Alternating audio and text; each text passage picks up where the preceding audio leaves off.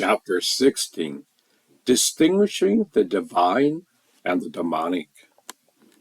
The Blessed Lord said, "Fearlessness, purity of heart, perseverance in knowledge of union, charity and restraint and sacrifice, spiritual study, austerity, straightforwardness, nonviolence, truth, no anger, renunciation, peace, no slander, compassion for creatures, no greed, kindness, modesty, no fickleness, vigor, patience, courage, purity, no hatred, and no excessive pride, are the empowerment of the one born to the divine Virata.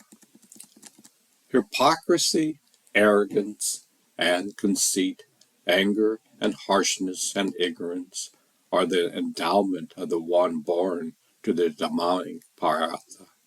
The divine endowment is for liberation, for bondage the demonic. It is thought, do not grieve to the divine empowerment you are born, son of Prada.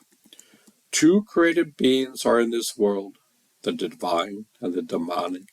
The divine has been described in detail. Hear from me about the demonic Prata. Progress and cessation demonic people do not understand. Neither purity, nor good contact, nor truth is found in them. Untruthful, they are unstable. The universe, they say, is godless, not by a succession created. What else but desire caused it? Holding this view, lost souls of little intelligence and evil actions come forth as enemies for the destruction of the world. Attached to unsatiable desire, accompanied by hypocrisy, arrogance, and lust, out of confusion, accepting false notions, they proceed with impure purposes, and clinging to unmeasurables, anxiety ending in death, with gratification to desire their highest aim. Convinced that this is all, bound by 100 expectations devoted to desire and anger, they wish for the gratification of desires by the unjust means of hoards of wealth.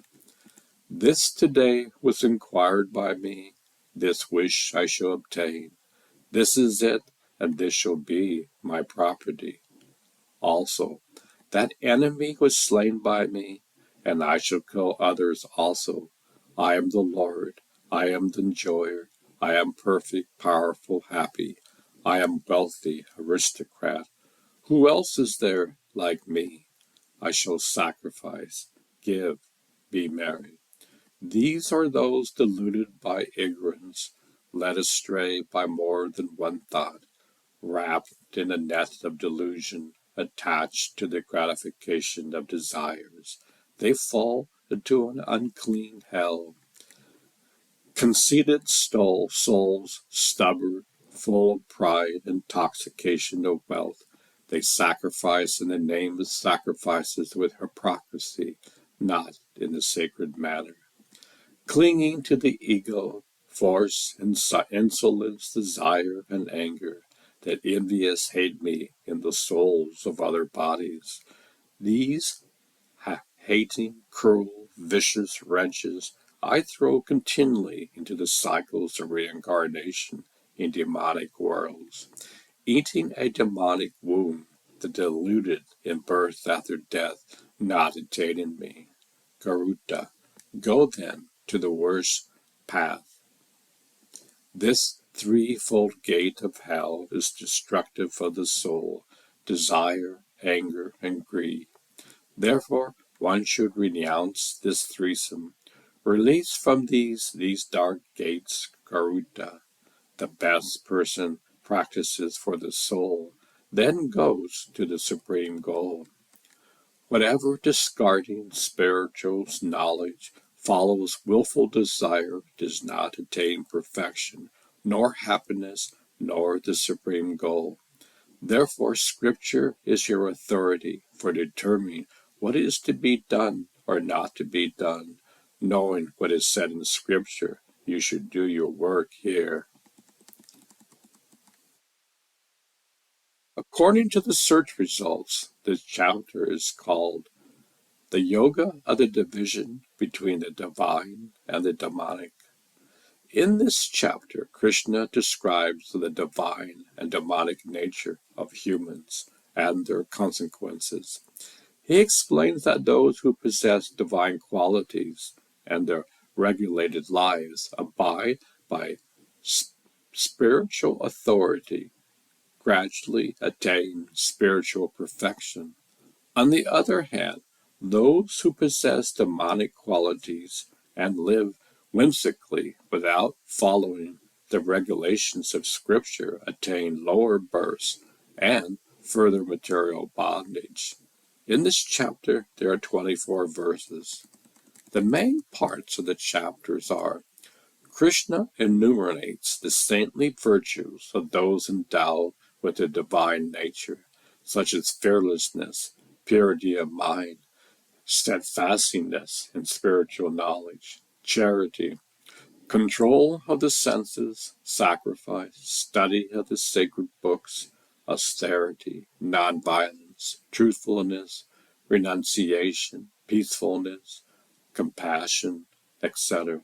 He says that these qualities live to liberation. Krishna enumerates the unwholesome traits of those endowed with demonic nature, such as hypocrisy, arrogance, conceit, anger, harshness, ignorance. He says that these qualities are the cause for a continuing destiny of bondage. He assures Arjuna that he belongs to the divine nature.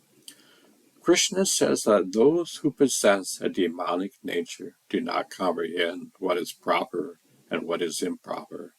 They have no purity, good conduct, or truthfulness. They deny the existence of God and moral order in the world. They think that life is meant only for sensual enjoyment. Krishna says that those who possess a demonic nature are full of insatiable desires and bound by hundreds of anxieties.